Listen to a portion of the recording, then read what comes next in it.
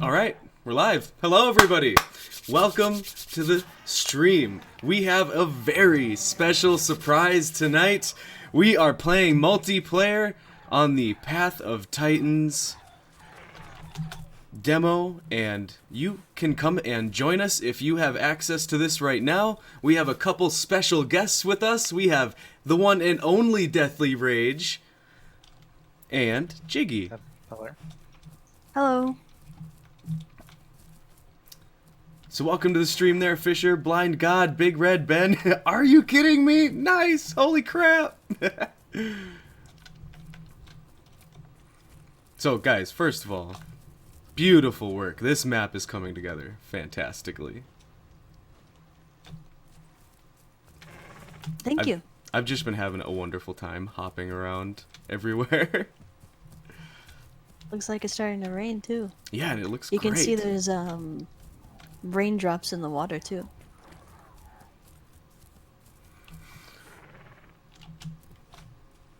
Oh yeah, that's amazing.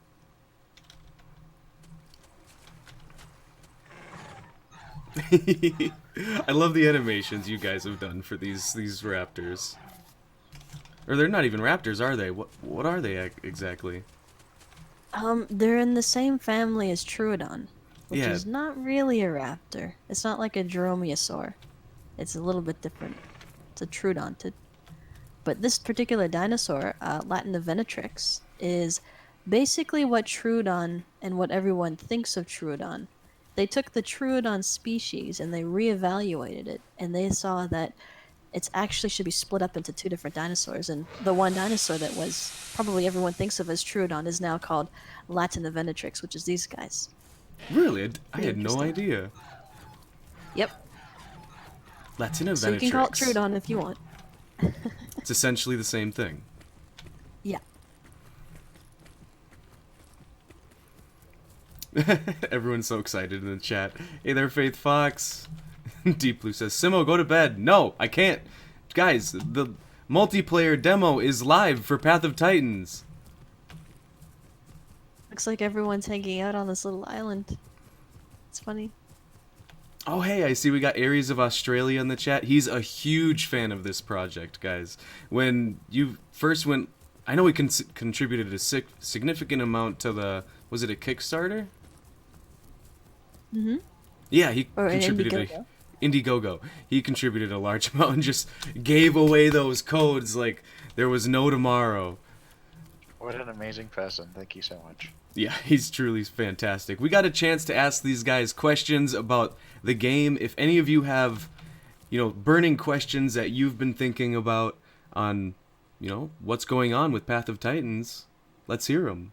I know I got a few. So, one of my friends in the chat, Big Red Ben, he specifically had a question about the cave system and how that's going to work. If you got any extrapolations on that, Big Red Ben, feel free to say so in the chat. But could you guys fill me in? There's supposed to be something special about how the way dinosaurs interact with caves in this game? Yeah, Rebecca, if you want to answer. Yeah, so, well, we have the player caves, or the home caves. And it's kind of like, if you can imagine in other MMO games where you have player housing, where basically you get almost like an instanced cave that's for you. No one else can enter it unless you invite them to enter it. And you can open it up with different, if you spend points that you've earned, you can make it larger, open up different rooms, have different kinds of rooms. Like if you're a carnivore, you can get like a bone room with bone trophies and things, or if you're a herbivore, you can have maybe a grassy bed that you can lay on. And it's just a little bit of a way, if you don't really want to sit around and always be open to PvP and stuff like that in the world and working on quests, you can kind of take a bit of a break and go and hang out in your cave and possibly invite other people to hang out in your cave with you as well. That is insanely cool. Oh my god. I cannot wait for that. For people to feel attached to the game, they feel like they need to have something like personal that they kind of own. Yeah. And your dinosaur and your skins is one of them. But a lot of people feel like if they can make a mark on the world of the game and change it a little bit, they feel more attached to the game and they like it a lot more. And there's a growing interest to have your own kind of area, and that's what the home cave's supposed to be. You know, where you can show off some of your achievements and invite your friends and things like that. It's not for everybody. Some people will be like, "Oh, I don't know about this," but it's for those specific kind of people who really like that.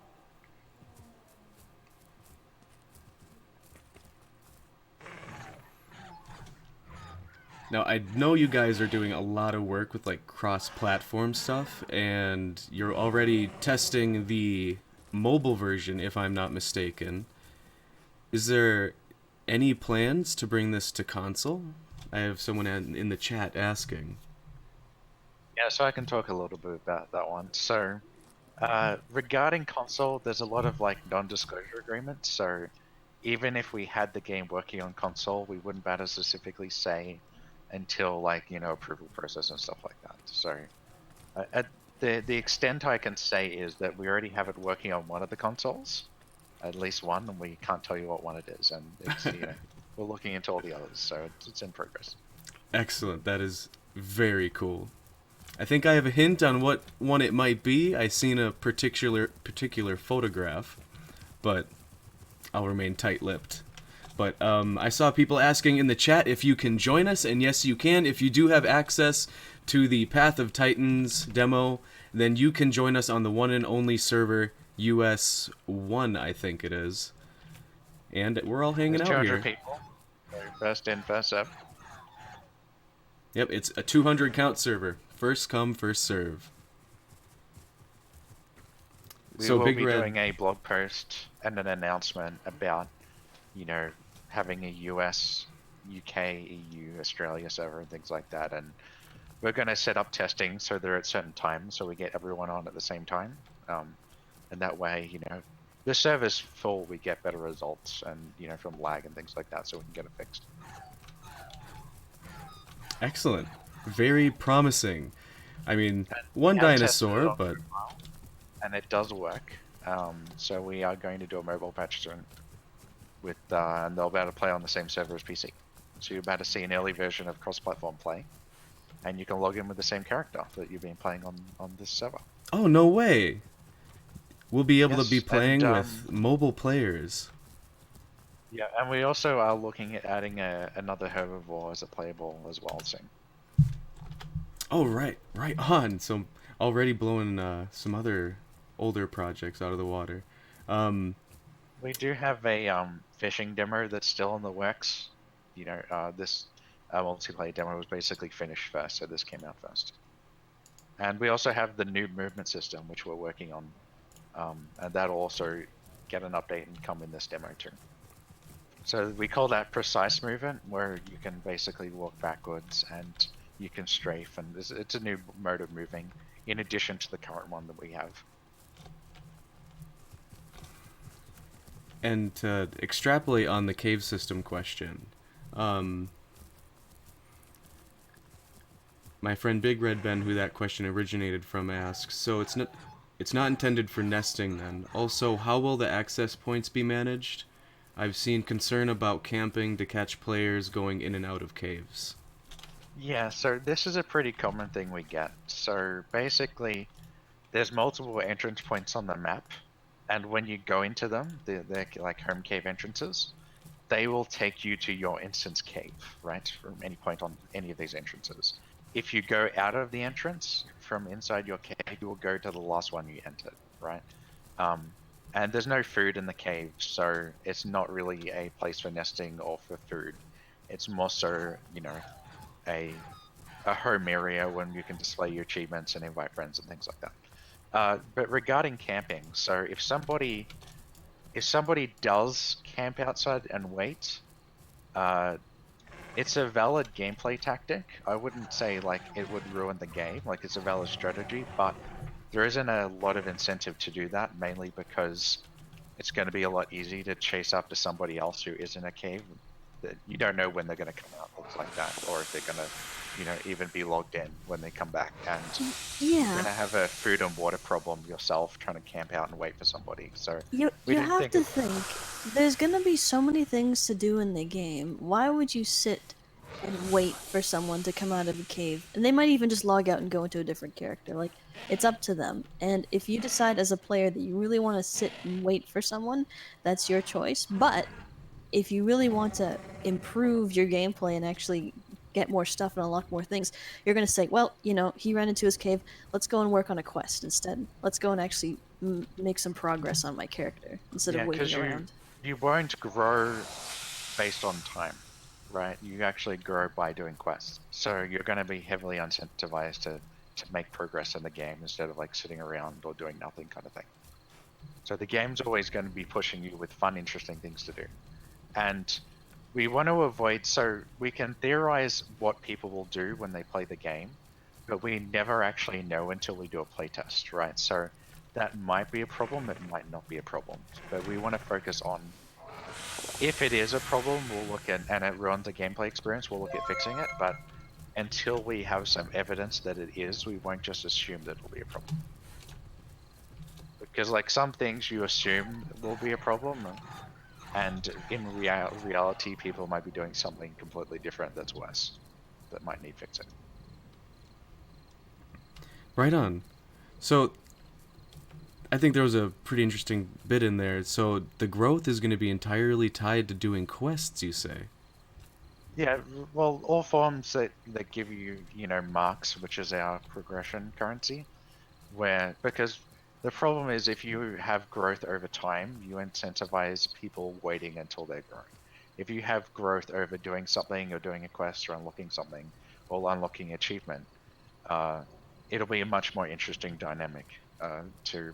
You'll have things to do and people won't just wait around, right? Yeah. So there won't be any time It linked might be growth. like less realistic because people kind of like growing over time, but it's really a mechanic that's not really fun for people. You really want to be doing something fun and not having a bush simulator kind of game where you're just waiting to grow when you die and then you lose all your growth. And then, we have an even balance, right? So this game doesn't have permadeath, right?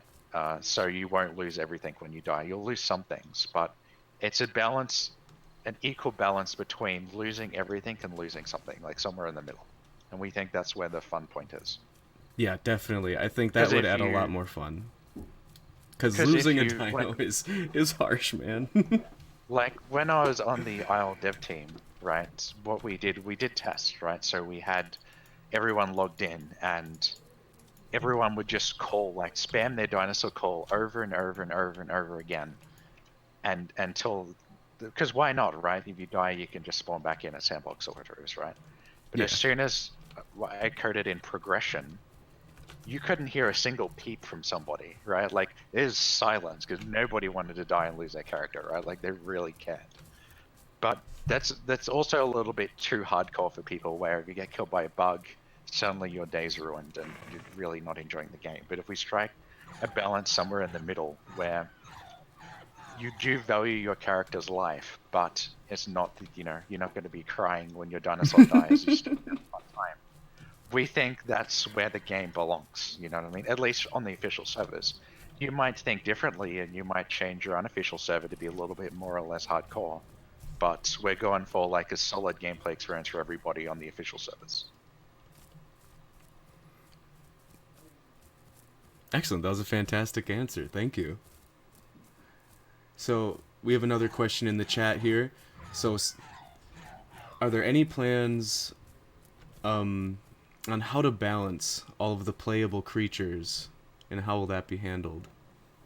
So we have thought about this for thousands of hours actually, and we came to the conclusion that if you take like 18 dinosaurs and you're like, okay, this dinosaur's overpowered, we're going to buff its attack by 1, and this dinosaur's weak, we're going to negate its health by 1.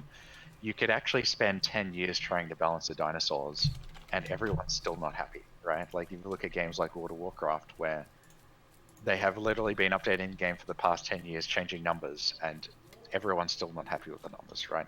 Yeah. Balance is important to a point, but we want to give each dinosaur a different play style, right? So it's not like a lot of people jump to in game design, they jump to, all right, let's just put a limit so only 5 T-Rexes can be on a server at once or something like that, right? That's Yeah. a very easy thing to do, right? From a gameplay perspective, is just restrict the player. What's actually hard to do from game design is come up with an interesting mechanic that solves the problem without putting an artificial restriction in, right? So we're not trying to balance popularity of all the dinosaurs. Some are going to be more popular than others, but we want to give each one a unique, interesting, fun way to play. So they're not directly comparable in terms of, okay, this one does 51 damage, this one does 52. It's more like, hey, this dinosaur's fun to play, this other dinosaur's fun to play. You know what I mean? Like And none of them feel overpowered and none of them feel underbalanced. and and do remember that balance isn't necessarily only combat. It's not really feasible to have this little raptor we're playing here, the Latin, as powerful as a Despledosaurus. Like, that's not really quite the idea. Here, it's meant Well, to we can be, make them both fun to play, right? well, yeah, so in this case, maybe the Latin is great at maneuverability, it can jump, you can have packs, you can latch onto things. That's the gameplay. And if you enjoy that gameplay, it's going to be fun for you. And if you like the Despledosaurus, which is a big T-Rex looking dinosaur, if you like the sort of solo play with big attacks, big and menacing, maybe not that maneuverable, but you make up for it with like damage and being able to take out big things if you're looking for it, that's the gameplay for you. And they're all going to be balanced in that way. Not combat centric, but fun centric and unique gameplay style centric. Excellent. Thank you, guys. I see a lot of people asking about progression in the chat, so it's something a lot of people are wondering about. And here we have a question from my friend Aries of Australia, who I mentioned earlier. So he says, with the nesting system, since you can create your own characters, how will nesting and other players work in game? Also, I've heard traits can be inherited. Is it just stats or colors and the like? So we're working on nesting currently, and it's actively kind of like in development, but a lot of these questions we can't quite answer until we've actually implemented them. Like I don't think we've ever confirmed trait inheritance. So unfortunately, I don't really know where that came from. But that's a really cool idea, and we'd love to see if we can look into that. But we just can't give too much information out about that right now until we're have further progressed along about it. Yeah, and one of the primary things we want to do is we'll collect analytics on how people play, right? So we'll have a giant heat map of here's where everybody got attacked, here's where everyone died, here's where everyone got stuck, here's how many times this dinosaur dies on average, and basically crunch the numbers and analyze play behavior, and we'll figure out, hey, is this fun, right? Does this need changing? And that's basically what will make the game fun. We can't, in a vacuum, decide, okay, this dinosaur gets this much damage or this much, nest eggs or whatever it is, because whatever we come up with will be wrong, right? So we kind of want to have a iteration cycle where we can improve over time on that kind of thing. Awesome. Yeah, that's really fascinating. So I noticed I can't bite in here, and I was just desperate to fight Jiggy earlier, but so I'm curious, like, We do. Sorry, go ahead. Regarding combat, yeah, go on. Oh, I was just wondering, like, when will that be available in the demo? Because it'd be fun to spar. We do have the movement system and combat system we have is pretty placeholder right now. It's the same, similar to what's used in the AI map, which so it's intentionally disabled. But we do have a new combat system we're working on. The movement system is going to come out first because that's linked to the fishing demo. But for combat, we really want to move away from you left click, your dinosaur plays a bite animation, and then whatever's near you gets damaged. We basically want a more interactive combat system where maybe you can trample on somebody, or maybe you can drag them around, or latch onto somebody, or different kinds of attacks. Because the model of your dinosaur plays an attack and damage happens is very old and very boring. Yes, And I can certainly agree. And so basically, a new combat system in multiplayer is extremely hard to program, right? Because you might be running up to somebody and maybe the network's a little bit out of sync, and you latch onto somebody and you don't want to teleport him back or anything like that. So it's hard to do, but it's been done before, and we definitely want to have something interesting to play. You know what I mean? And we've all had that experience, I think, especially when I was a developer on the Isle, where people would play on like the developer test map that has no textures on it, right? And they would play on a 100-meter map, and they would run around doing the same thing over and over and over again, which was just biting each other, because that was the only interesting thing in the game, Yeah. which was combat, right? So we really value combat, and we want to get it right, and that's kind of why we're taking our time with it in terms of that, because we want to look at each dinosaur individually and think, hey, what kind of attacks can we give this guy, and what attacks can we make unlockable through progression, that you can swap attacks out on. I think that's been like the specter everybody's been chasing with many of these dinosaur games is good combat, and I'm so excited to hear all of the things you just said about how complicated each dinosaur will be instead of just the same old bite Yeah, so animation. we want to avoid. So a lot of games, you play as a different dinosaur, but the dinosaurs just feel exactly the same with a different model. You know what I mean?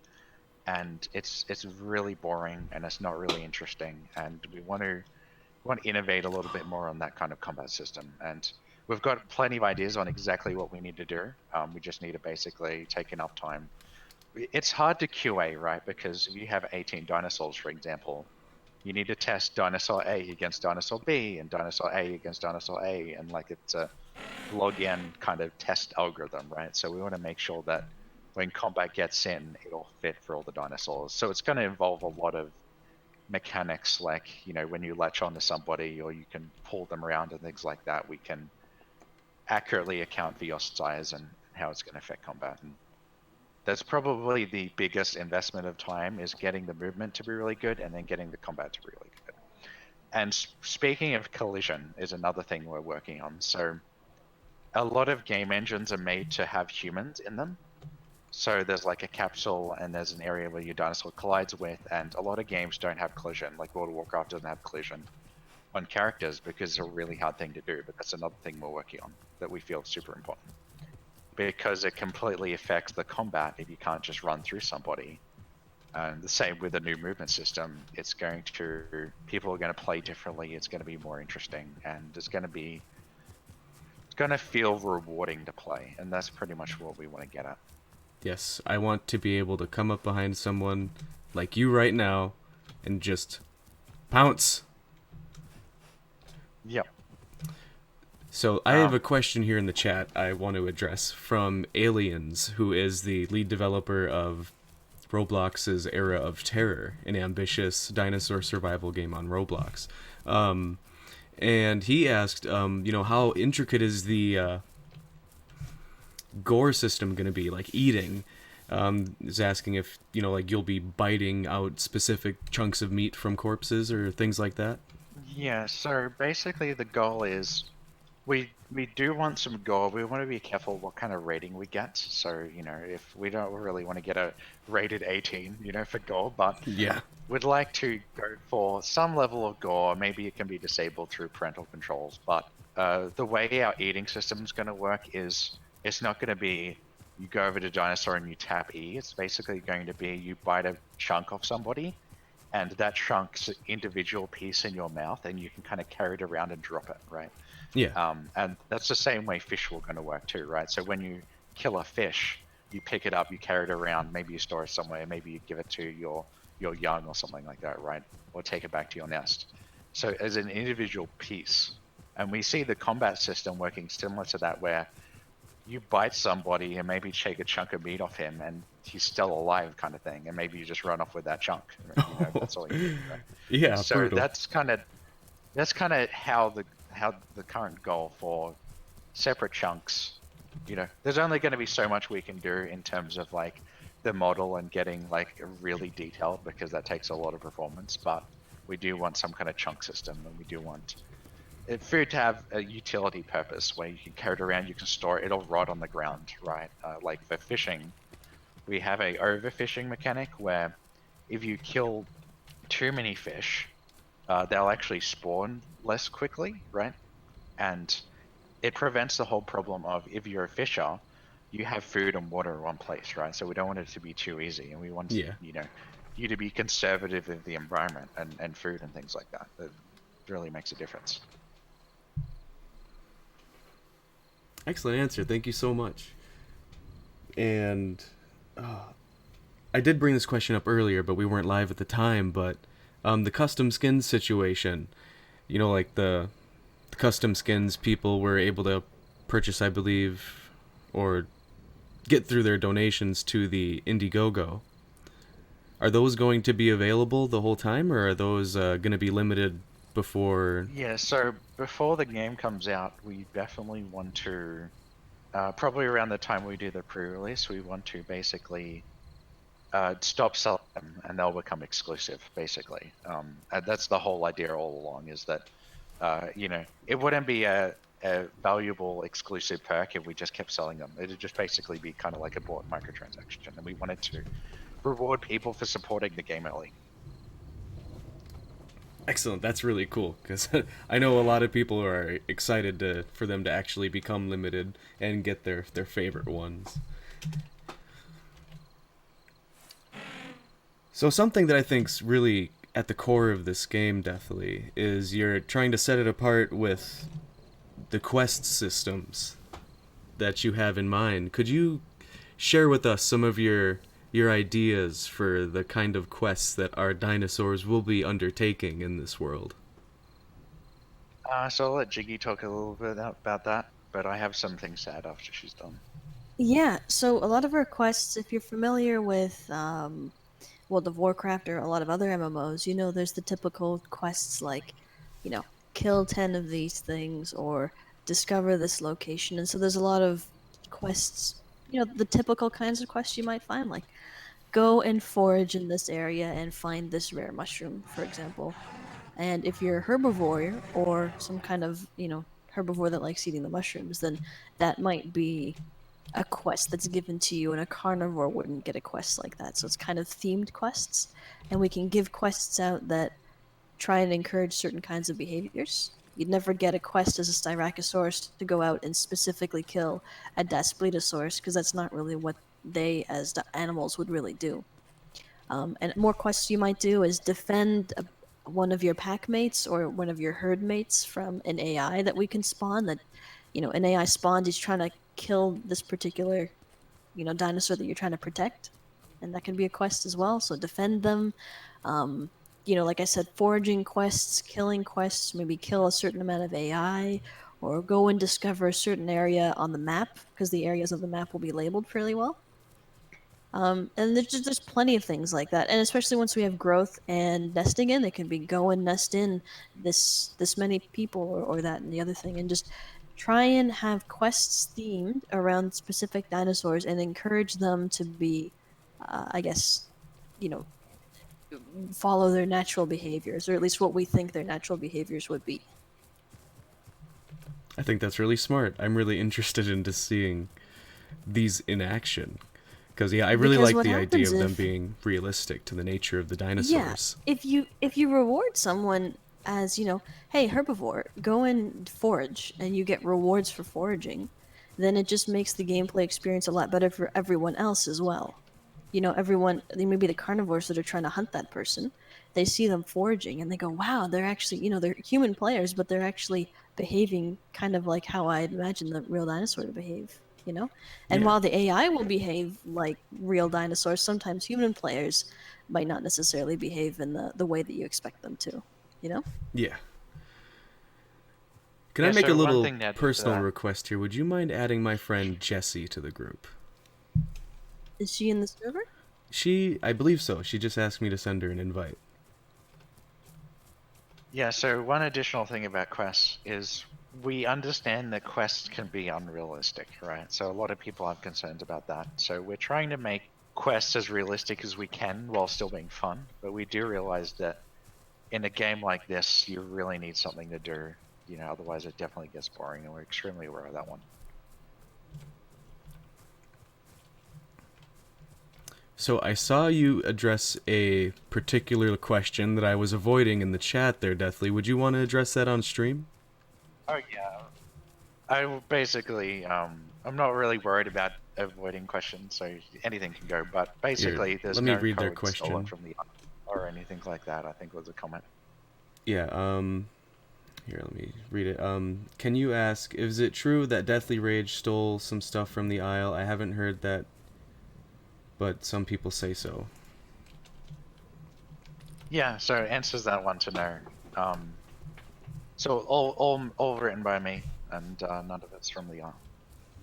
But to be full transparent, I was a developer on the Isle for a number of years, co-founded it, and basically programmed it from the ground up. Excellent. I really appreciate you answering that question. No, I think it's really important. So like in terms of how we are as a company is like we really value being honest and transparent with people and not lying to people. Like every time you lie to somebody, there's some controversy going on, right? And if you're just honest with people, there's really no ground to be gained and no controversies to be had. And, you know, we really strongly agree that, you know, indie game development's hard and we don't want to be bashing any other games. You know, for example, like the Beast of Immunity game, for example, um, those were made by developers who've never made a game before. As in, like, that was their first game. They didn't know how to program or didn't know how to do anything. So it's a really amazing game relative to never having made a game before. But in terms of a player's perspective, if they compare it against a game that's made like $10 million, it doesn't really hold up. You know what I mean? And that's Yeah. kind of what we want to communicate to people, a little bit of transparency on what goes into making a game and where the money's going and things like that. It's really important. Awesome. Well, I really appreciate you being so forthcoming. Yeah, like another comment people make is like, hey, Saurian's development slow or something like that, and they don't realize that, hey, it's a hobby project and all these developers have full-time jobs and some of them were working on Detective Pikachu and things like that. So, you know, when Really? you look at a game development, you kind of have to take it with the context that it's made in, right? Like a game that's spent $5,000 versus 500,000 versus 10 million, for example, you know, there's a context there, right? So, for example, like if you're trying to compare our game for Ark, you know, we don't have 200 million. You know what I mean? Like Oh, we like to yeah. do the best we can for with the money we have, right? And we work on this full time. It's not a hobby project, but you know, I just want to give people a little bit of context there of kind of what we're dealing with and what the situation is. Yeah, I think it's really good for people to understand those kind of things. Because, like, I know a lot of people talk bad about, like, Saurian, for example. But those guys are doing a lot of great work, and if you follow their dev blogs, you can see the work that they're doing. It's not all surface level stuff. Like a lot of it's been spent meticulously getting particular things about the Hell Creek formation right, and I find that to be incredibly important. That game could be a tool for teaching kids about dinosaurs in the future. They're going for such a realism element to it. Yeah, really, people should be looking at things like, hey, with there's 7 dinosaur games right now. In the survival genre, there's about 10,000. Like maybe we should appreciate like all the developers in here and kind of give them some support. And hey, if you're unhappy, you can get a refund. You know what I mean? Like there's laws to protect you, and there's you know we have a really good refund policy that's a little bit better than Steam. So even if you have a couple hours played, you can still refund, and we will give you that refund, right? So it's like it's really important to us because there's a 99% failure rate for indie games. You know what I mean? So just having the game get this far is a miracle. And especially if you've never developed a game before. This game looks like a miracle. The graphics, the wind, the rain, it's all just so breathtaking. You guys have done outstanding work. And I know so many people are excited, and we got chats coming in real fast here. Um, Somebody's asking about. Oh, we got a couple questions about a matriarch system, um, in sort of like a herd or like an ape or a alpha system with carnivores. Is there going to be anything Yeah, like we that? are we have an idea for having like an the leader of your pack or whatever, and then there's be some specific benefits for having something like that. But the main thing here is that there's going to be something like it's called a clan system, where it's similar to a guild in other MMOs, except it's dinosaur themed. So you have a clan, and you can have a big clan of all the same species of dinosaurs. So for example, we could have a Latin clan for the three of us right here, and then through that clan, you'd have things like clan quests where you have to get together and take on a really big challenge, and everyone would get a reward. And then you have maybe like we're still playing around with this idea, but we'd really like the idea of like a clan skin or a clan color. So you can have a unique color to your clan that you can pick from. So like maybe there's like a green accent or something that you might be able to use. But we're still playing around with that idea. But basically, you'd be able to access your clan screen whenever you want, and you can message with people in your clan and join servers with them and just have an easier time of having a better MMO experience instead of trying to arrange things through other services like Discord, for example. Oh, that is so helpful. Because I never used Discord until, I mean, that just shows how new I am to PC gaming, I guess. But till a lot of these games didn't have any in-game communication for voice. So you'll have a voice over system inside the game.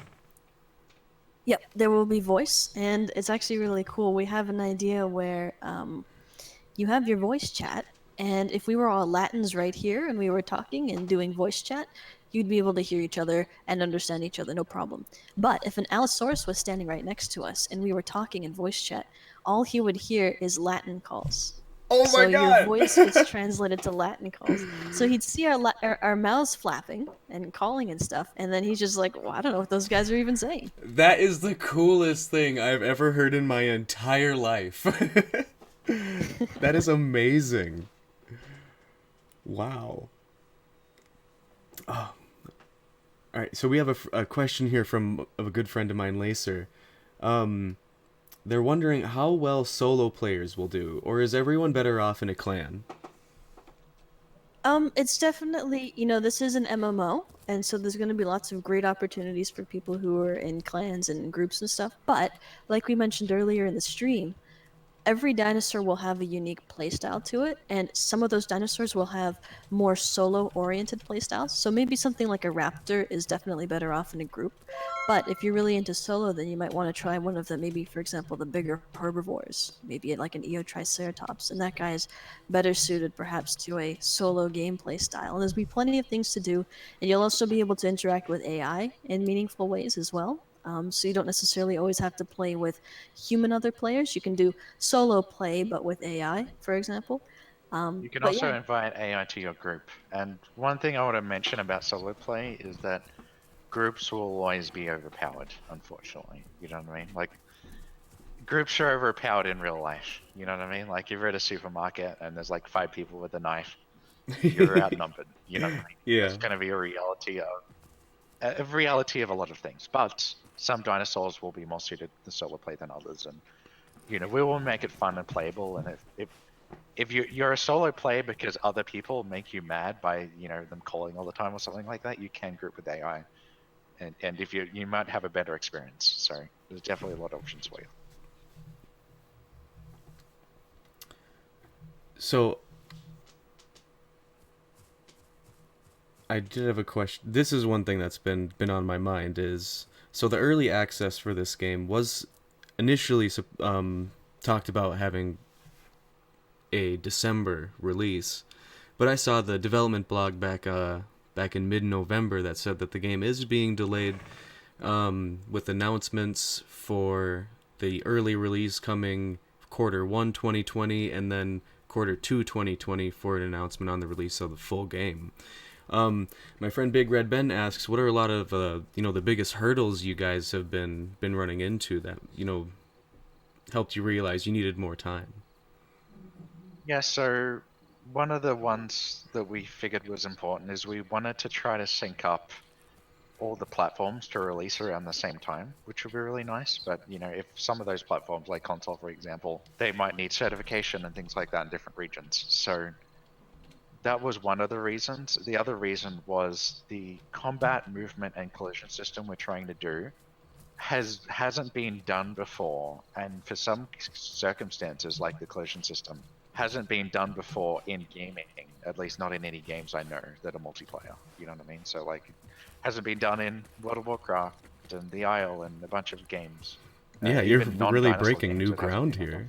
before. So it's really hard to predict something that no one's done before, right? So everything else we can predict. You know, we've done voice chat before, we've done a lot of things before, but that kind of thing, we want to give it enough time, especially if we haven't done it before. You know what I mean? And we feel like that those core features will make or break the game in terms of the user experience, and they have to get in. And if the game comes out early, you have the problem where you're maintaining a live version of the game and you're working on additional content at the same time, right? So basically, in order to get around that, we have to split into two different teams, right? So one team would be maintaining the game and working on bug fixes. Another one would be like working on aquatics and flyers and things like that, right? So we want to give ourselves as much development time as possible before we have to do that two-team split, because we will be a little bit faster. Excellent. Well, yeah, you guys have already put out such beautiful work here in the demos, and the things that you're trying to accomplish are truly revolutionary. So I am happy you guys are taking all the time you need to put out a game that you want to put out instead of and rushing we really something don't out. want to do an early access game.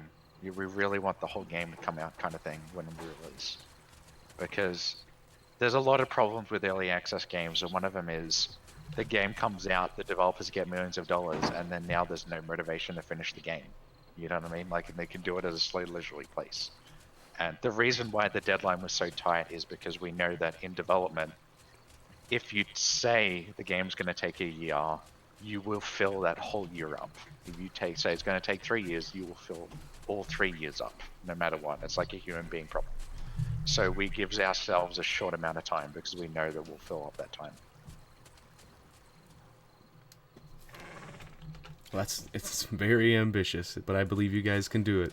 I've seen you working on streams, or not you specifically, but your team working day and night on this game, and it really shows. Yeah, we pretty much work on it when we wake up, and then we go to sleep, and then we, Yep. work on it. So it's a tough one, Definitely you know what I mean? 14-hour days, you know. You guys are Yeah, heroes. like the new Halo comes out. I'd really like to play the new Halo, but like we understand how important this game is. You know what I mean? And that stuff gets put to the side. We focus on this, right? Not till work is done. So I just want to note, I ran into my first barrier finally. Wow, that took a little while. It did. It took a long while. So we have some questions about the environment here, specifically one about fall damage. Is size of the dino gonna affect the fall damage? Like, I know you can make huge jumps with this Latina Venatrix, and we have fall damage either mostly disabled right now, but we're like, when I was programming full damage in the Isle, we were extremely aware of like what was realistic for full damage, right? So, a lot of it's like, half the height of your dinosaur, and the bigger you are, the harder you fall and things like that. But that's realistic and cool, but it's also not really fun to play as, right? So we want to have full damage values like a little bit more moderate, where, it's still a concern and you can't just jump off this cliff, but it's less of a big deal, you know what I mean? Because the way the game is and the way people play, like, you're a big dinosaur, that thing that looks 2 centimeters might actually be 5 meters, and you can't see it because of the camera angle and how big the dinosaur is and things like that. So we want to give you a little bit more leeway in that kind of thing. Well, I appreciate it. I am specifically famous for leg break. The idea with fall damage, at least in this game, like the core idea of it is, if you're a little Latin and you're, in the middle of a ravine, let's say, and then you see a big Daspletosaurus on the top of the ravine, you should feel safe and know that he can't just jump down this ravine and get me without any penalties. Like, you don't want people to just freely run up and down the map and jump off cliffs and just billy goat around, because it kind of, what's the point of a wall if that's the case? Like, what's the point of all of these cliffs? Like, map competitive advantage and having the high ground and things like that, if everyone can just jump anywhere. So we want enough to defer that, but It's kind of like a mechanic where your dinosaur gets cold or hot or whatever it is, for like it's been suggested a lot. We want to figure out, we want to add something because it's fun or makes the game better, right? Instead of it sounds cool, right? And that's kind of want to be careful of floor damage, right? Because it has to serve a purpose, right? Either it's a serving realistic purpose or it's serving a gameplay purpose, and it's fun in some way.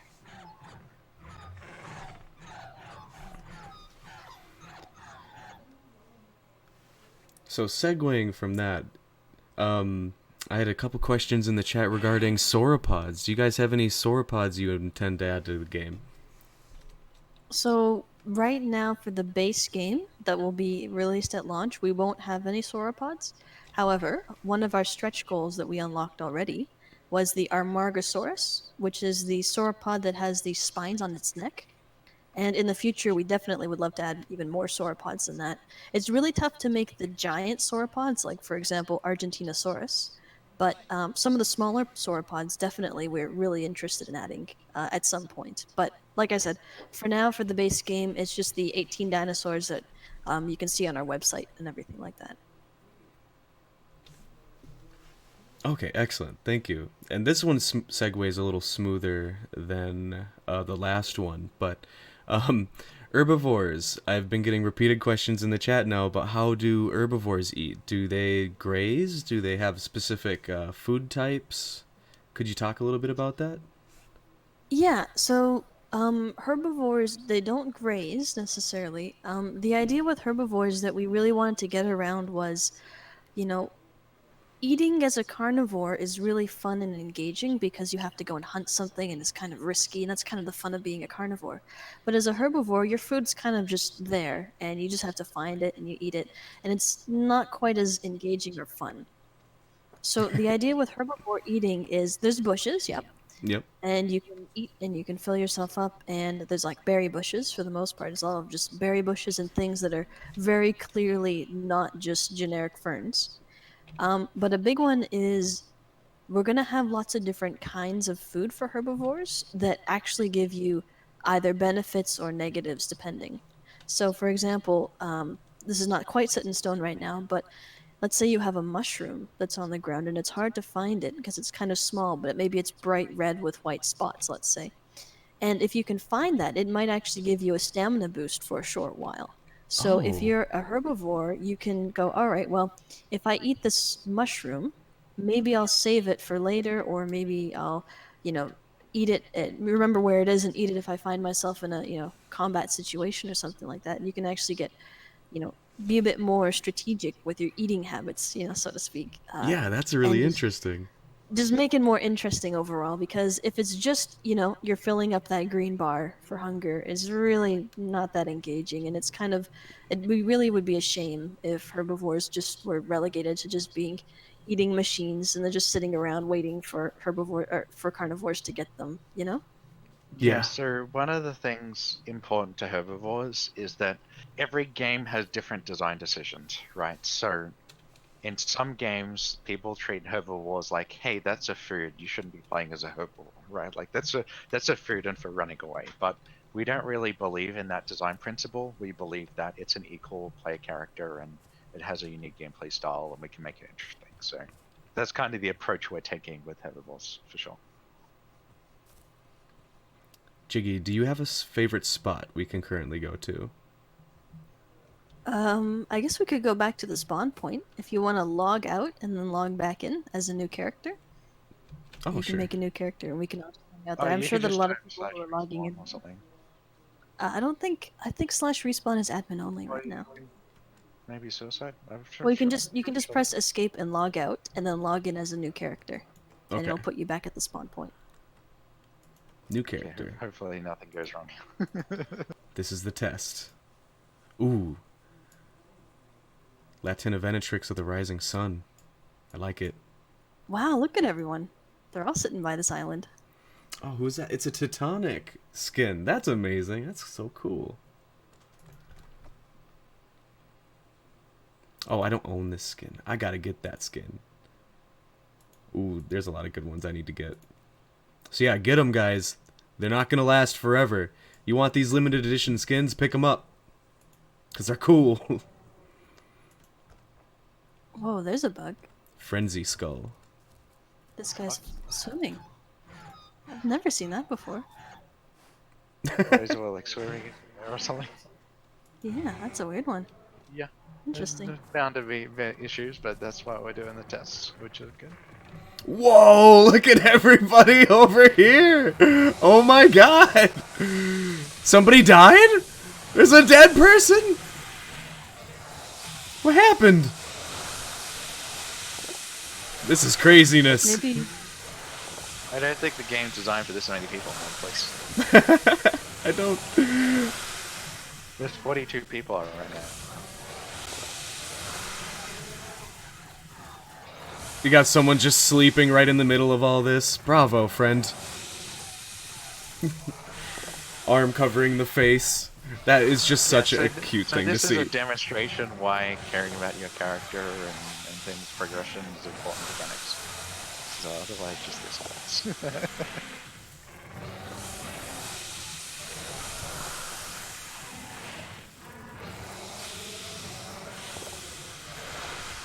Oh, quick question. Would there be negative plants? Like, plants that'll make you sick? We Yeah. have poisonous plants. Yep. But it might be like one dinosaur can eat it just fine, and another dinosaur has a hard time with it. You know, so Okay, there's yeah. positives Track. That is especially And interesting. I really want there to be things like people don't really know if it's good or bad for them, so they experiment and they learn which is good and which is bad. I think that's a lot more fun than just, alright, blue plant good, you know, red plant bad. Yeah. And there's even weirder things like roots, for example. Sometimes you'll just see some roots on the ground, and if you try and eat them, yeah, I mean, they're food too, right? Awesome. Oh, my friend Swishosaurus here wants me to tell you that he bought all of those custom skins. Like we got a hissing line. He wanted me to tell you specifically, Jiggy. Your work is appreciated. Well, thank you so much. It's always been really fun to stream for everyone, too. Oh my I know god! Zalus, like, you guys might not realize it, but Zalus is doing a lot of work, too. Like, most of the streams you see nowadays are him working on the map. Alright, soldiers. Line up. I want to see your war face!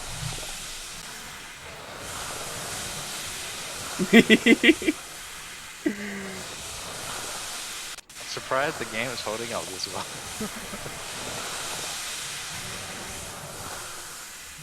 Like, it's hard to get this many people on when you do a private test. Again, guys, the server's up right now. If you want to hop on and enjoy some Path of Titans with 40-some other Latina Venatrix, now's the time. We're doing a threat display. Everyone leads everyone else to the new biome. Yeah, we should do that. Type in chat, follow me to go to new biome, Jiggy. Okay, let's get right over there. The new biome is really cool. Yeah, can we see it?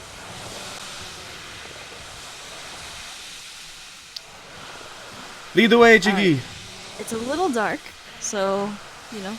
Alright, we can wait I till won't day. follow me, but Oh, alright. Follow the glowing icon. maybe the stream will see.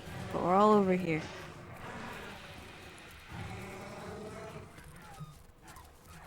Everyone in the stream can see a little better. I do have my brightness turned up. That's okay, we will work on a fix of that. So, how's dying gonna work? Like, you mentioned earlier it's not gonna be as punishing, so... Yeah, so we have this point currency called marks, which you can use to unlock skins or colors and things like that. And you'll lose some of that when you die, but you'll retain your character skill. Yeah, there's no permanent death, and also your characters are tied to your account, not to a server. So if you feel like you want to hop around and change servers and stuff, it's all there for you. Oh, that's some really good info. So, you can... It's not like you're starting over anytime you play a different server. You just bring your character along. Yeah, it's all connected join. However, if it's an unofficial server, then your character will be tied to that server, unfortunately. But for Oh, all the okay. official servers, you can hop But between. we have this feature called hiving, where unofficial servers can hive as well, and they can share progression across servers. So Oh, they can be linked. if you, yeah, so you can basically daisy chain them all together. So maybe you're an unofficial server provider, and maybe you made the game more hardcore and added your own quests and things like that in. You can basically set up 5 servers and link them all together.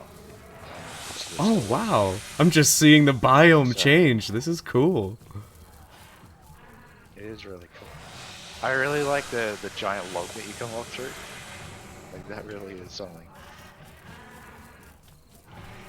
Alright, Jiggy, wait. We're all tired now.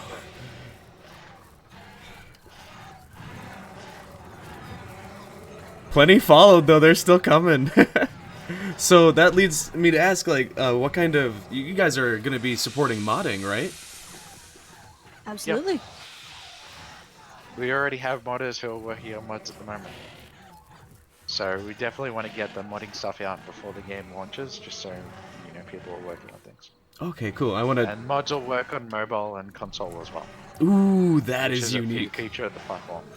We will have to do some like testing of mods before they're allowed on console, but we can have communities vote on mods and the popular ones, so we can check them and put them on console for everybody.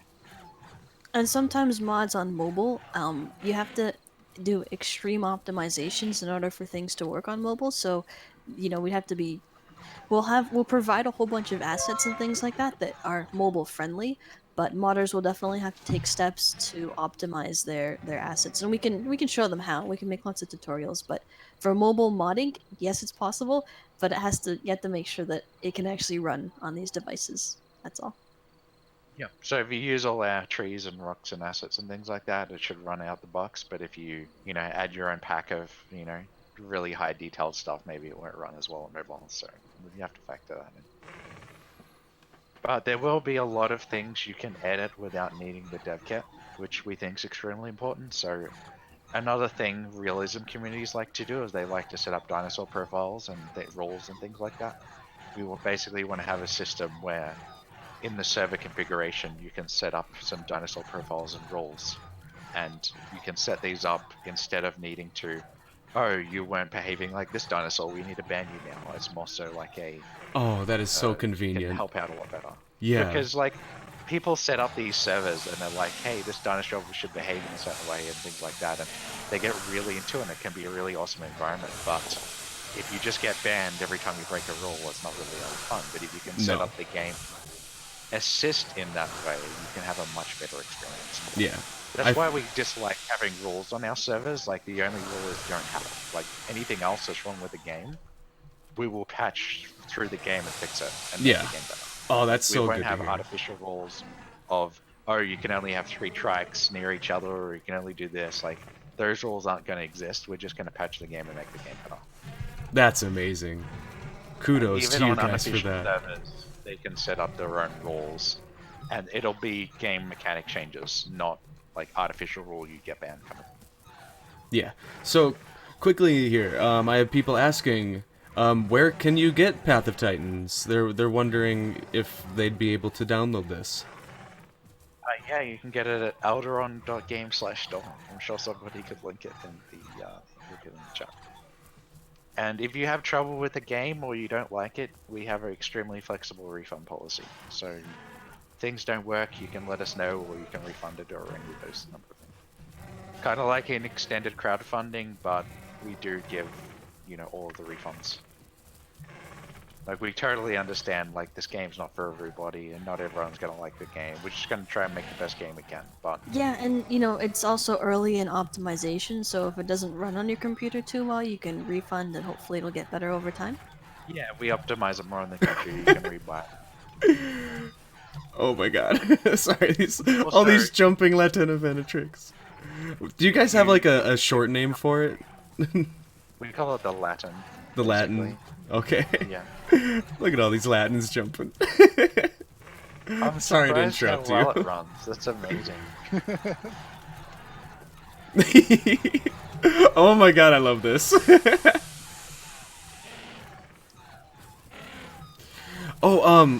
There was a question that someone said that I really wanted to ask. Oh, let me see if I got it here. Environmental events. Are you Yeah, guys we gonna have definitely stuff wanna like do those. that, like floods or tornadoes, things like that? Yeah, we'd love to look into that. We also want to do more so, not necessarily just environmental, but more like random gameplay events that can be tied to quests. Okay, yeah. Yeah, So it you won't know, just be the environment changes, it'll be the environment changes and everyone gets this new quest and they have to survive or do this thing. I think that'd yeah, be kind more of like interesting. server events. Like, oh, a big herd of Triceratops has spawned. Hey, herbivores, go and protect them. Hey, carnivores, go and kill them. Just like big server events like that, and you can get points and stuff for doing your respective tasks. Okay. There's one question I want to answer, which is if you purchase a game, for example, on console, would it be accessible on other platforms? Yeah, so the current plan we want to do is if you buy the game once, you get it everywhere. You don't have to rebuy it. But Oh, we're wow. only sure we can do that on PC and mobile. If we can do that on console, we'd love to set that industry standard because we're really sick of people needing to rebuy games. So I'd love if we can do that, but As a consumer, I I haven't can confirmed tell that. you we are. I really like if I buy Skyrim once, I feel like I should get it everywhere, and that anything else that's not doing that is basically ripping me off, right? Yeah, no So kidding. it shouldn't be judged on the platform I want to play on. You should just buy the game. You know what I mean? And that's what we really want to do. But we can only do that on PC and mobile. If we can do it on console, I would love it. But we're still working on that. That requires some approval. Another one was about scars, combat scars, and permanent scars. So Yes. there is one thing we want to look into where we basically would have a scar texture on your dinosaur, and when you get hit somewhere, we could add on like scratch marks onto that texture, and that's a unique per dinosaur thing. So if we could save that with your character, that's something we want to do. We're unsure if it'll work on mobile yet, but that's something we can look into. But that's not including all the horns and things you can rip off, or of other dinosaurs that we already have. Yeah, like Styracosaurus and Stegosaurus and stuff, you can actually just rip the plates and the horns right off, and eat them. And then that dinosaur that had his plates written off, for example, let's say the Styraco, his horns get ripped off. It stays ripped off until you die or something, of course. So I'm just waiting for the chance of people, you know, specifically ripping off the plates of Stegosauruses, just for a snack, or the Stegosaurus player has like 2 plates left, and you're like, man, you've been in some battles, haven't you? Yeah, that would be super cool. I saw somebody said you should please do dance emotes, and as we're all here in like a Latin conga line, I can't help but agree. Maybe some secret unlockable thing. You'll never know. I don't want to break immersion too much though, but I guess if we're doing stuff like this, I mean, what you gonna do, right? Yeah, I mean, we're doing it right now, aren't we? This is awesome. This is great. I'm gonna break the conga line, guys. I'm sorry. I'm out.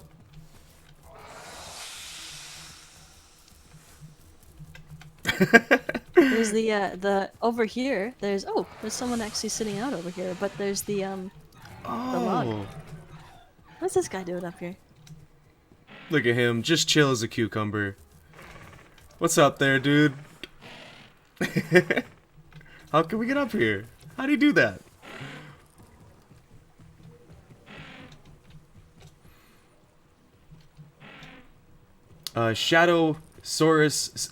Says, "Can I just say I love the footprint system. I don't see footprints floating over the ground meshes, and they don't sit on top of things they shouldn't. So just a compliment to your guys' footprint system in here." Thank you, and we definitely want to improve it too.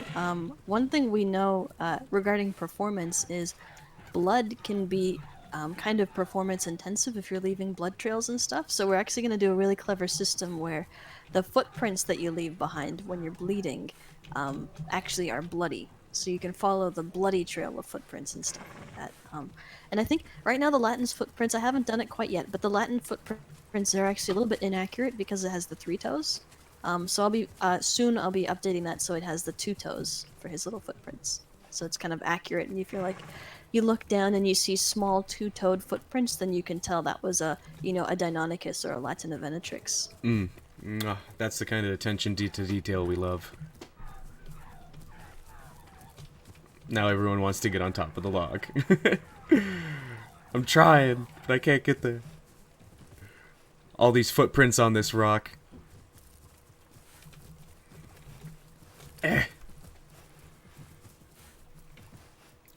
So, I saw you guys had a sort of system requirements for your mobile version. Do you have that handy? Like, what kind of mobile devices will this game be able to be available on and perform? I can talk a little bit about what one. So, it'll run on anything that can run iOS 13 for iPhone or iPad, which is basically everything from the 6S or higher, iPhone 6S. So 6S, 7, 8, 10, 11, Pro Max, whatever it is, all of them run. So no problems there. For Android, it's a little bit more complicated because there's 22,000 Android phones. Oh my god.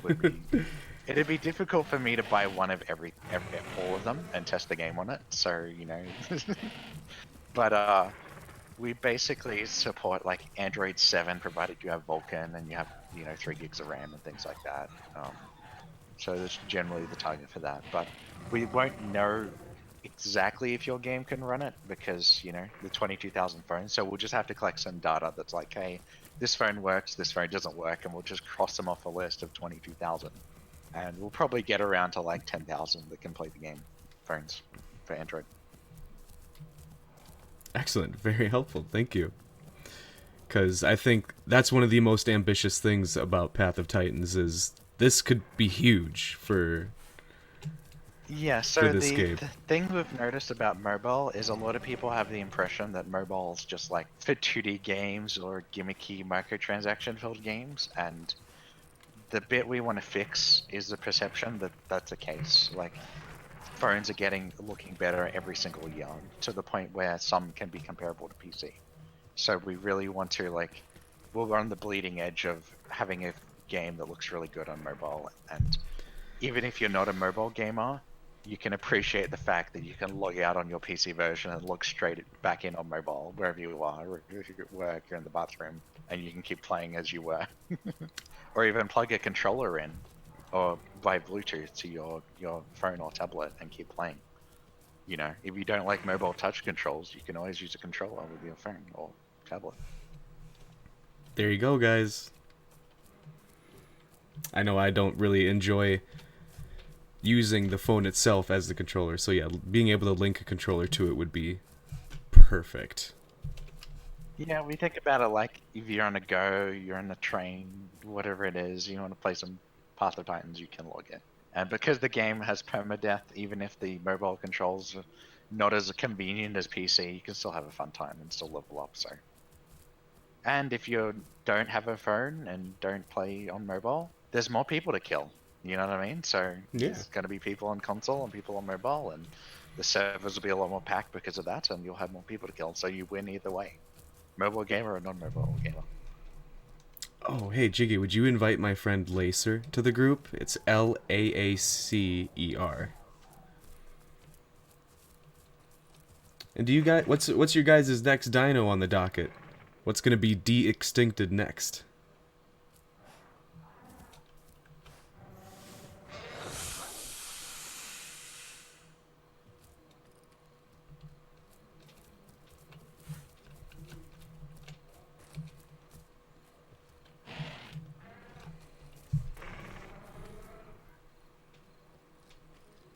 Oh, and also have a question about whether there will be some sort of dinosaur variants.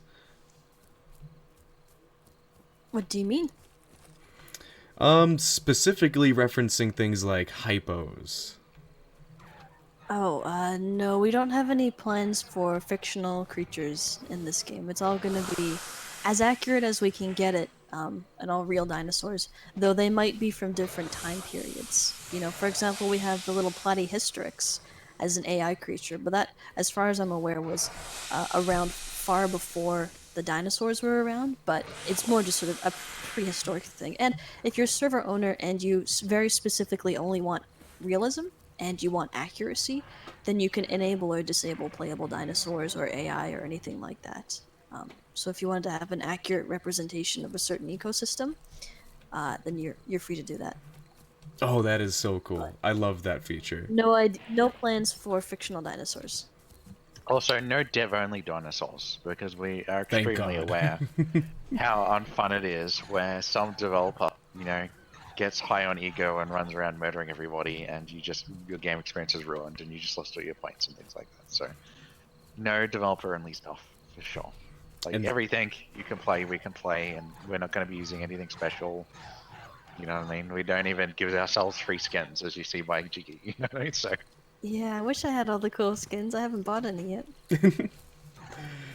well, but you guys do have like subspecies of certain dinosaurs, right? So it's not like with Allosaurus, for example, you don't have just one Allosaurus. You got like several different subspecies that have distinct looks. Yeah, so currently the Latin doesn't have any right now, so I'll be getting to that fairly soon. But there'll be 3 subspecies for each dinosaur, so you have, the Latin, and then you'll have, for example, I can't remember the actual species name of the Latin, because you have to remember what we call a species of dinosaurs is actually the genus. So for Allosaurus, the genus of the dinosaur is called Allosaurus, and Oh, then the okay, yeah. species of the dinosaur is called Fragilis, as an example. And Allosaurus in this case actually has 3 or 4 different species, and in Path of Titans we've chosen 3 species. There's Fragilis, Amplus, and Europus, I think that's how it's pronounced. And so those 3 different species of Allosaurus have different looks to them, and that'll be the same for all dinosaurs. However, not all genuses of dinosaurs have 3 known species. Some of them only have 1 known species. For example, Barsboldia is known, that's our hadrosaur that we have, that's known from only 1 species. So in that case, we just make up the names of some alternate species. They're not going to be like tacky names, they'll be in Latin, and etc. But is just to give people more freedom and choice in their character design. Because it would be kind of lame if all of the other dinosaurs had 3, and then just because of accuracy, one dinosaur would only have 1 species. So we'll make up some new ones and just give you a bit more freedom for your character design in that case. Yeah. And I have a question here regarding realism with the UI and the HUD icons and such. Will it be easily turned off depending on user preference? Yeah, if you press L on your keyboard, it actually hides the HUD right now, and you can press it again and it turns it back on. Nice. How can So I... they'll be able to do that. in and out of chat as well. Yeah. Am I able to... Is any member of the pack able to invite somebody else to the pack? Pardon?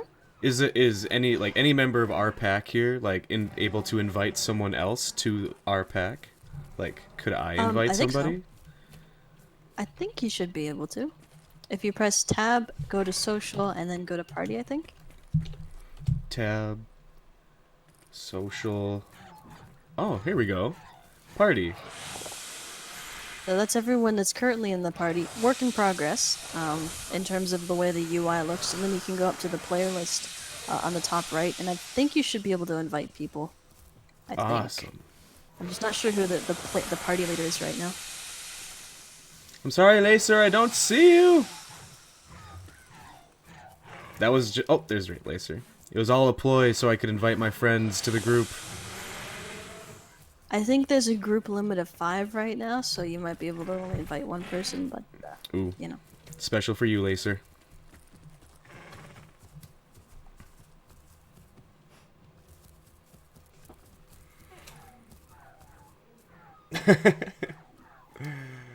I think I'm gonna have to skip that one, Swish. So Deathly, has there been any questions that you've viewed from the chat that you would like to address? I can't seem to.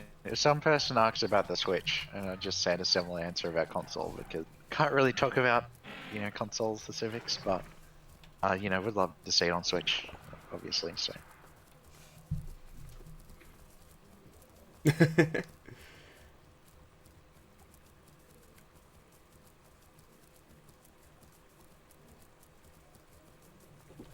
Oh no, maybe the group is full. Oh, wait, I'll try again. If you want to leave the group, and then join a group with them, that'd be fine too. Let me try one more time. Where are you, Lacer?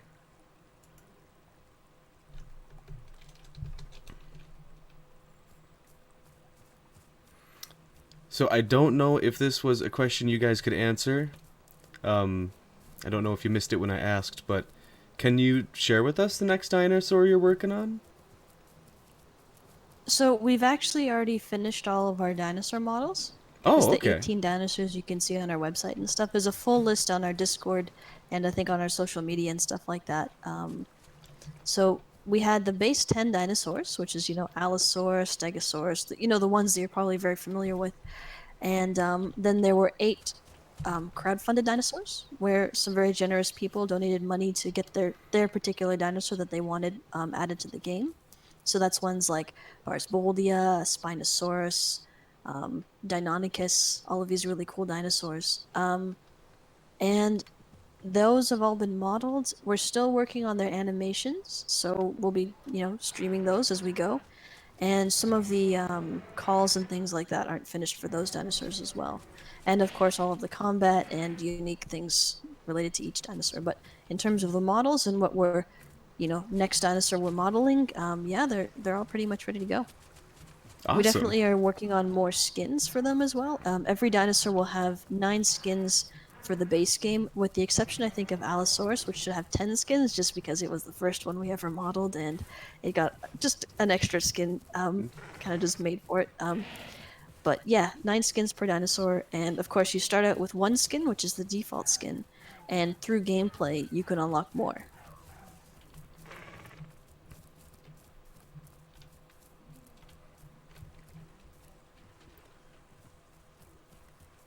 So, if I remember right from earlier before we started the stream, you guys are going to be shutting this multiplayer test down and then opening it again at some point? Yeah, so it basically, the goal is we want to get as much people on at the same time. So we have like tests at certain times. We've all had that experience where, you get people on for testing and maybe you have 5 people on 24/7 versus 200 at Tuesday or whatever it is. So we want to aim for that. We also want to allow for some time to fix bugs and patch the game and fix crashes and things like that. Add new dinosaurs, all sorts of things. Ooh. Get more servers up. I like the sound of that. So, speaking of adding more dinosaurs, and this may be a shot in the dark here, but we have some people wondering about, potential flying or aquatic creatures. So some of the stretch goals that we've reached, we have we have like some mosasaurs that we unlocked, and we have some flyers, and I think there's a microraptor that we unlocked as well, which would be more of like a glider. So all of these dinosaurs are really awesome, and we will be adding them. However, we have to be careful to not work on too much before the launch of the game. So while we're going to start working on the fundamentals of these dinosaurs, they're not going to be in at the launch of the game or in pre-release. Those dinosaurs are going to be added after launch, so as free additions to the game, free updates. So that would be an addition of flyers, a new map that's more oriented to water dinosaurs, or sorry, water reptiles, and more water creatures and things like that. Excellent. That's really exciting.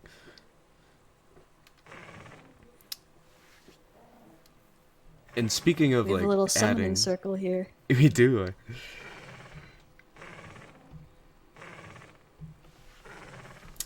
So, will you be having like AI dinosaurs in here, like Yeah, cannon there's fodder no AI essentially? dinosaurs. No AI dinosaurs right now. They're still work in progress. However, there will be, lots of AI dinosaurs roaming around, and they'll be having, like herding behaviors or pack behaviors, or depends on what kind of dinosaur they are. But yeah, ideally, the idea will be you won't be able to tell the difference too much between an AI dinosaur and a human player, so long as the human player isn't really doing some crazy stuff. Yeah, one of the things about the demo and where we are now, so the demo is specifically designed to test very certain things, right? So we're just trying to test server stability and find bugs on the map and stuff like that for this one. But as we get closer to the pre-release, we'll have a เฮ้ย build of the ไม่ game เบื่อ where we have AI and fishing and combat and the new movement all combined into one playable build. And that's what we'll get at. Like right now, we only want feedback on stuff we're kind of, want feedback on. If we had AI in it, เหมือน there's bugs with the เหมือน AI, มา and you เหมือ can น see มา them obviously in the AI demo. So each demo is designed to get feedback on a specific thing. Because you have a problem in game development where one thing will drown out all the other feedback. So that's what we want to avoid. So we want to ใคร get พูดอะไร very specific feedback, and that's kind of why we only have one dinosaur right now. We want to get feedback on the map, not all the dinosaurs. What is Okay, the right button on. for the in-game chat? Definitely, I can't remember. Is Was that it the T? in-game chat I'm hearing right now? Yeah, probably. Yeah, because I'm I'm trying hearing to just like remember. I think someone it's out T. there. Hello, hello. Hello? Yeah, no promises if that works. Somebody got I it to think work. it's working, I think, but it's just like sometimes there's finicky stuff with your microphone. Like if it doesn't detect your microphone, then it won't Yeah, we broadcast need a it. So. whole resettings and a whole bunch of stuff, so that's not really that fun. Maybe Okay. we'll disable that one in the Hello, next build hello, until we've got hello. that sorted, but Jiggy, So, can you hear me? yeah, guys, that voice you're hearing must be somebody trying to talk in-game. So, interesting, right? Never heard that before. In-game voice chat. Awesome. I love our summoning circle. We got And more. it should be locational, but I'm not sure. It sounds like it I'm because not it sure. only came in on my right side of my headphone, so I'm thinking it might be Trillo Bay. Hello. เอ้าเฮ้ยมันพูดในเกมได้ด้วยพี่ I think he might have heard you. ไม่รู้ว่าไอ้นี่มันพูดกับผมอะ F F R R อะไรสักอย่าง That's right, Eric. No need for VCs anymore. It looks like he's speaking a different language, so mic would. unfortunately I don't understand him. Yeah, I might just remove myself. Excuse me, please.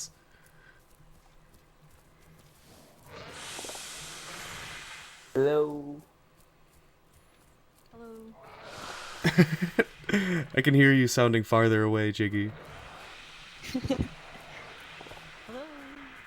Hello Oh, that's awesome! Oh my god, I'm moving around and I'm hearing you guys Hello. on different sides. That is awesome. still work in progress. I mean, I didn't ก expect ดหลั that บ to เลย be พี่ in แล้ว or หลับมัน enabled, แน but บไป yeah, กับพื้นเลยอะพี่ something we're working on. Happy Can't wait till the accidents. dinosaur's mouth flaps when you're talking. That'd be really funny. Me Yeah, too. and plus, I just really can't wait for this fishing demo. It's what I'm Hello. most excited about. Like just being able to pick up fish and drag it around. Oh. ในเว็บเขาอะพี่ People have been waiting for They fishing in a call dinosaur Warhammer game for Network. so long. So how far away am I able to hear him? I heard him just a Hello. second ago. I can still hear you. เร็ว Yep. You guys are talking now. Hello. Hello Is the Spinosaurus posture set in stone, or is it something potentially getting another look? Possibly Spino quadrupedal? is pretty much set in stone, other than its combat animations, because I mean, it's got the bite, but that's about it. But it's got really short legs, which is, as far as I understand, is the most accurate that it's got. And it won't be walking on its knuckles like a lot of people think, because, as far as I understand, there's not the arm bones and things like that wouldn't be enough to support its weight. So, what we've got with our Spino is I'm pretty happy with it, and It'll have cool combat stuff too. Like its combat animations aren't done, or not all of them are done yet. But yeah, Yeah, there's a lot of debate over that, but I think we can all agree as long as you guys are doing your best to remain as true to the understood science that we currently exist in, we can't complain. I yeah. prefer it to There's, be there's as always, realistic as possible instead of a stylized there's dinosaur. always the argument of, I'm sure that in a couple years something about the game will be discovered. Like even now in the middle of the development of this game, it was discovered that Edmontosaurus had kind of like a big hoof-like fingernail on its front legs. And that was, I've modeled both of our hadrosaurs, and even now, in the middle of the game development, there's already something inaccurate about our dinosaurs. It's the hadrosaurs don't have the fingernail hoof on their front feet right now. I might be able to go back and take a look at that, but maybe it's kind of low on the list of priorities. But there's always going to be Certainly. something inaccurate about the game, especially in 10 years' time when the game is, because we'll be supporting the game for quite a long time. New dinosaurs that get released, we can totally, make sure that they're accurate for the times, but I can just imagine some dinosaurs are gonna fall a little bit to the wayside in terms of their accuracy. But that's just how science works. Being accurate 24/7 for the next 10 years could be really expensive, and it Yeah. could ruin the game. You know what I mean? Like, we want to spend our money on the most important thing that makes the game better. You know what I mean? And it could be argued that that would be important, but we really feel like the game being fun and things like that, and the combat and movement are kind of more important. At least right now. I can respect that. We can only do the best we can in the time we exist. We can't account for future discoveries. Because you can optimize for speed and frame rate and memory usage, and you can also optimize for human life years developing the game. You know what I mean? And so that's one of the factors we include is like, how long is this going to take? People are really going to care about this thing, and is it really going to make the game better? And that's what we optimize for. So we can. That's kind of why we've made so much progress so far. You know what I mean? I was really lucky to get this amazingly talented team together because we're only almost a year in. We've already made this much progress, which is awesome. Hey, can you guys hear me in game? Like, in the in-game chat? I can. Nice. Alright, so yeah, you press T to talk in game, Eric. What you want to do address that? Yeah, I think you have to hold, like it's a push to talk. Wonderful. But I think it also depends on the microphone. Like sometimes it might not detect It's push to talk and it's detect sensitivity, so it does need some settings and finishing, so it's not done yet. So Biz here asks, in one of the trailers, the Serato used what looked like a finisher animation to make a kill. Is that going to be a part of combat, or is that more of a theatrical Yeah, that's thing? going to be something we want to see in our combat system. Ooh, I am It's gonna be excited to tough see that. because there's so many different sizes of dinosaurs. And you have to take into account, all right, you've got small dinosaur versus big dinosaur. How does he take that down? Or big dinosaur versus medium-sized dinosaur. How does that take it down? So it'll be a lot of work, but that's something we're super interested in showing off and doing.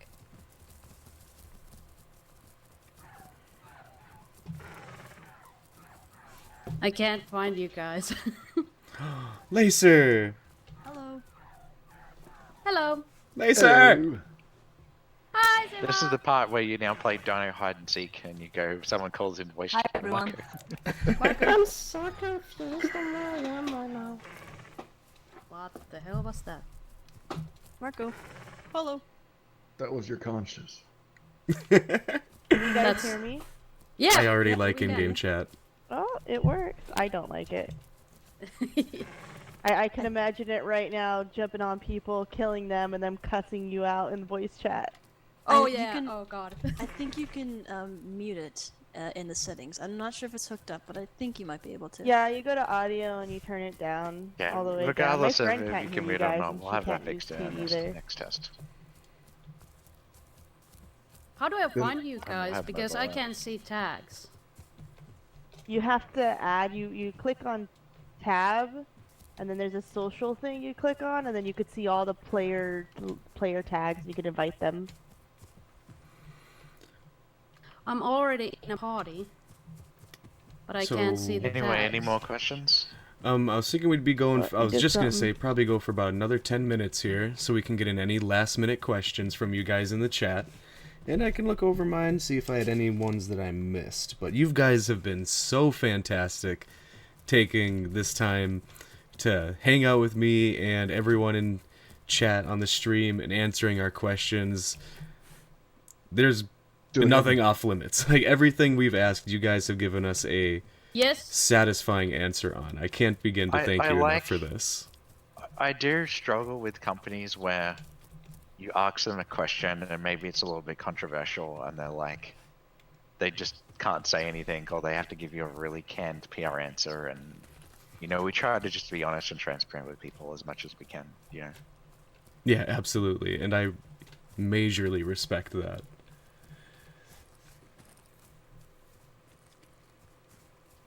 Joshua, I think that question was answered. There will be a pickup carrying system in the game, kind of. You mentioned you'll be able to do that with, like, food, but will you be able to do that with, like, say, baby dinosaurs? Yeah, you can do that with baby dinosaurs and chunks of food and fish, right? And we could look at flyers being able to pick up a baby dinosaur, and then you have a whole different strategy of dropping it in the middle of the air, so you can kill it more effectively when it hits the ground. Okay. So we'll have to see how that affects our age rating, but you can do that. Hopefully they'll let that slide.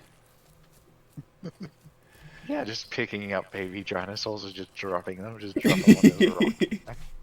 Full damage. Have fun. Rip. So you did mention that the dinos in the future will be able to back up. Yep. Okay, so Yeah, we have a precise movement system, we call it. And it's kind of like how World of Warcraft has kind of two ways of moving. You can hit a key and you can kind of change the way your character moves. It's kind of similar to that, but we've adapted it to make more sense in our game.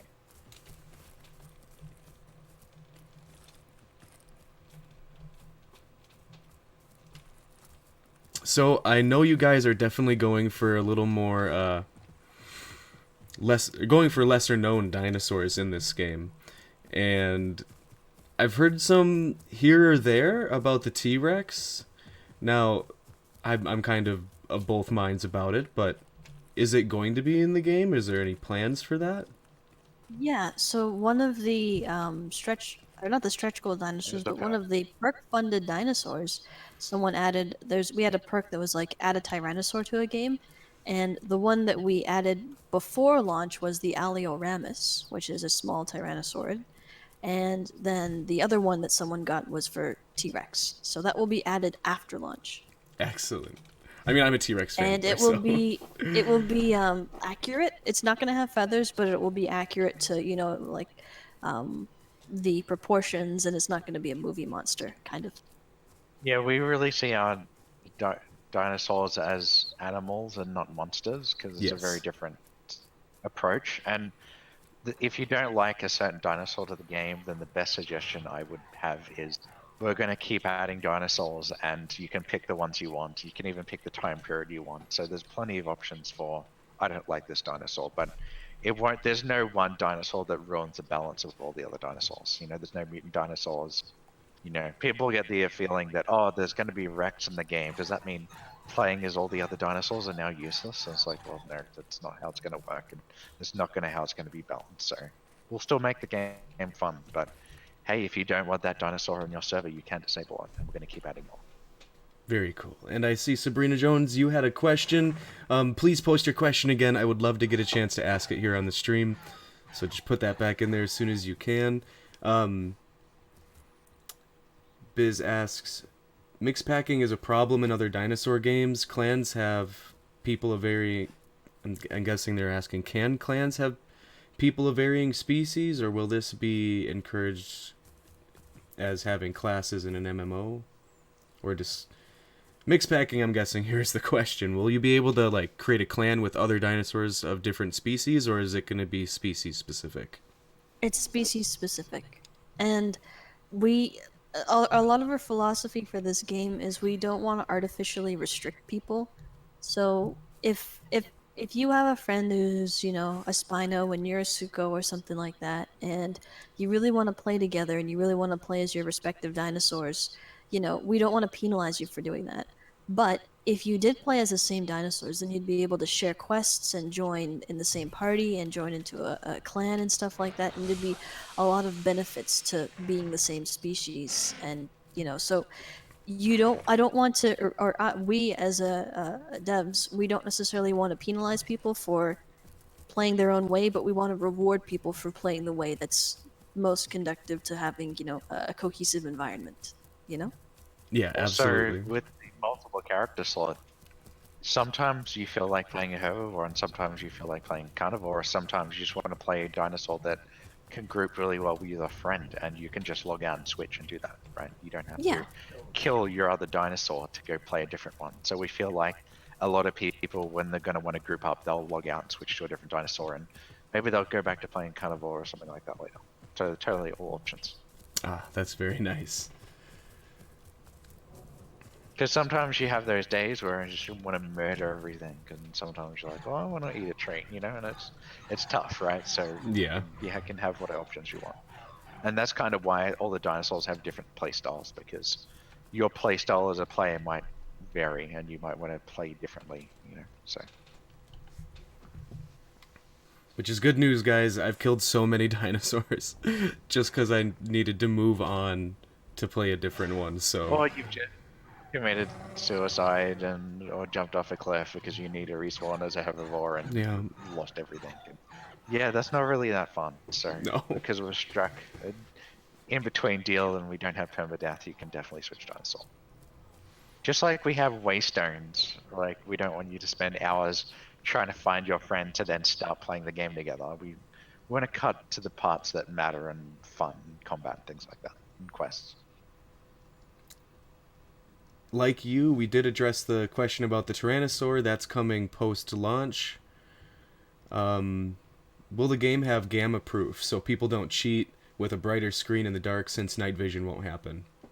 So the tough bit about gamma is it's not really a fixable problem in games, mainly because every single monitor is different, every single graphics card is different, and every single screen's different.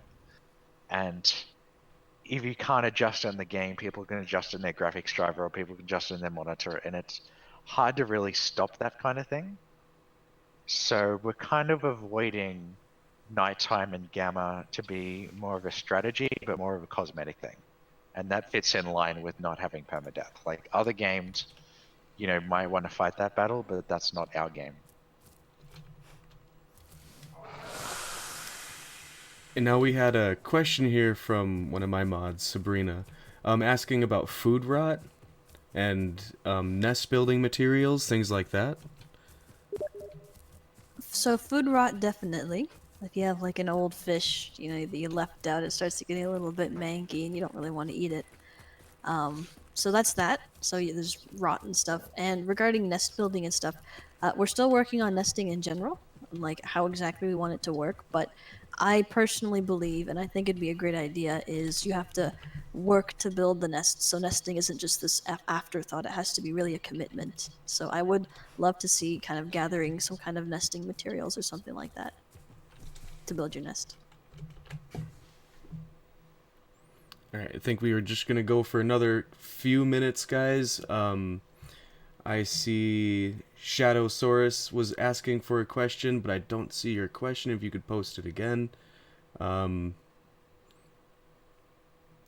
here it is. How will people be able to acquire the Allosaurus bug tracker skin? What are the exact credentials? Okay, so it's just about purchasing the that's not actually, the bug tracker skin isn't a purchasable skin. Oh, okay. That is a skin that we reward for people who've reported a really awesome bug report. It's more like if you follow the format that we have in the pins for the bug tracker, like you need to have your build number and a screenshot or a video and crash report if you got a crash.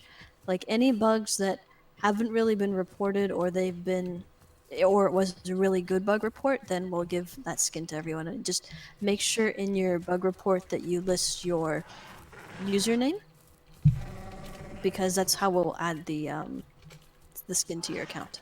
And we'll add the skin in bulk, so we won't be adding it every single day. We'll go, maybe before pre-release, and we'll go through all the bug reports and we'll bulk add it to everybody.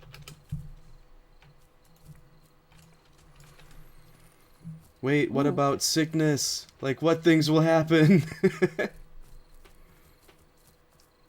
Sickness? Yes.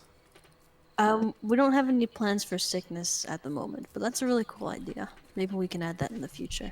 Yeah, if we feel like it can make the game better or more interesting, we will add it, but no plans right now.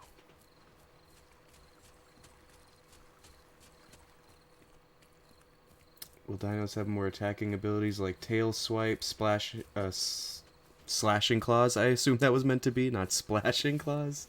Thanks for the question there, Trex's Planet. Did you just splash water on another dino? Yeah, they mentioned trample, Trex. There is plans for trample. But tail swipes and slashes. What do you guys have to say about that? Yeah, tail attacks are a thing. Depending on your type of dinosaur, like Stego will have tail attacks for sure. But the idea with a lot of the unlocking system is you can unlock more using your marks or your points that you earn through quests. You can unlock different kinds of attacks that might suit your preferred playstyle. So let's say you're an Allosaurus character and you're really into playing Allosaurus. You might prefer maybe small bites and you can kind of run and do hit and run type tactics, or you might maybe notice that a lot of the small dinosaurs are trying to come after you because you tend to go after the small ones, so maybe you'll get a tail attack and you can try and whip them away from your rear end and stuff like that. So there's just lots of different types of attacks, and it's up to you to decide, how you want to play them. Right on.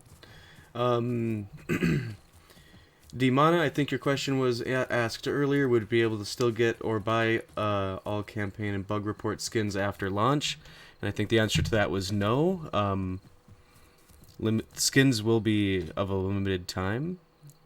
Yeah, bug report skins you'll never be able to buy. You have to do a good bug report.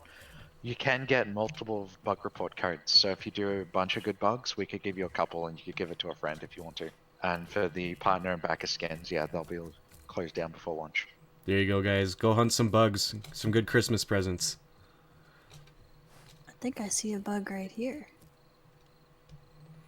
Oh, a lot of people did ask early on about clipping. I think this will be the last one we'll address before I let you guys go. It is getting late. But how's the progress going on ironing out some of the bugs you've been finding? Well, bug fixes are just an ongoing task. We've fixed a lot of the bugs, and we've closed a lot of the bugs on our bug tracker, and we have an internal bug tracker as well, where our QA team reports bugs, and it's really helpful. But yeah, it's ongoing. We don't really want to just stop development and fix a whole bunch of bugs and then continue development. You kind of have to do it in tandem. So it's ongoing. It's ongoing. All right. Well, yeah, guys. So make sure you hop on to the demo, go try it out, make some bug reports, get some unique skins, and well, help these guys get this game going. It's already looking fantastic, and I'm enjoying every single snippet we get through the demo. Thank you so much, Jiggy, Deathly Rage. You guys are fantastic legends. I can't thank you enough for taking this time and sharing it with everyone on the stream so we can get our burning questions out of the way. My apologies if we've asked some that you've probably answered a million times, but we thank you for it, and you guys are awesome. Yeah, and thank you so much for supporting the game and really getting the word out there with your streams and videos. Like, it really, really helps us, because a lot of what we've been doing is just people are spreading it through word of mouth, and it gets more and more popular every day thanks to people covering it just like you. So thank you so much. It's been incredibly helpful. Oh, it's really my pleasure. Anything I can do, I'm happy to do. I mean, it's been great for the channel. People are dying to get their hands on this game, I'll tell you that.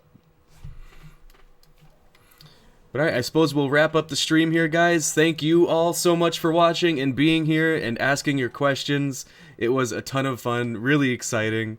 We got to experience so much new content here for Path of Titans that we've yet to see, and this is the first time that this has been live, the multiplayer, like in a public way. Is that right? Awesome. Yep, first time. You're first. Congratulations. I think this video people will be referencing people who missed out, and they'll be like, "When's the next test?" And we'll put up a blog post with all the dates and things like that when we do the next test. So pay And we'll have attention, some guys. bug fix before then. Cool. I just found this area. This is so cool. Wow. Cattails, the down tree, wow. This is gonna be an amazing game.